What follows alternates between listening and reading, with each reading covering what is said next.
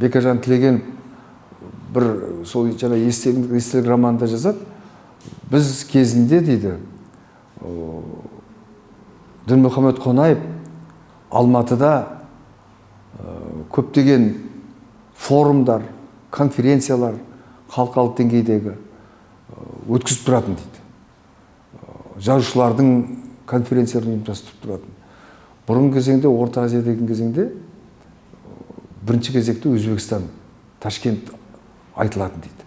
Қонаевтың тұсында Қазақстан, Алматы бірінші орынға шықты. Осы сөзінен-ақ мәселен аңғаруға болады. Ол кісінің қаншалық деңгейде мынау шығармашылық топпен қалай жұмыс істейтін.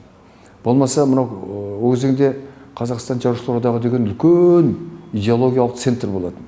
Орталық партия тарапынан әділет сынға ұшырап жатса, қайбір жазушы, болмаса қайбір ақын, болмаса сол Жазушылар одағының өзі сынға ұшырап жатса, соңында Қонаев сөз алғаннан кейін өзінің кесімді пікірін айтып, жуып шайып, келешекте не істеу керек екенін сондай бір ақыл-көйлік ойын ортаға салып отыруын көреді. Сонда жазушылар айтады ғой, алдыңғы кезең сыналып жатқан кезде қатты бір мұңайып, қиналысқа түсіп отырсақ, соңында Димекең сөйлегеннен кейін бәріміз жадырап сала беретінбіз дейді.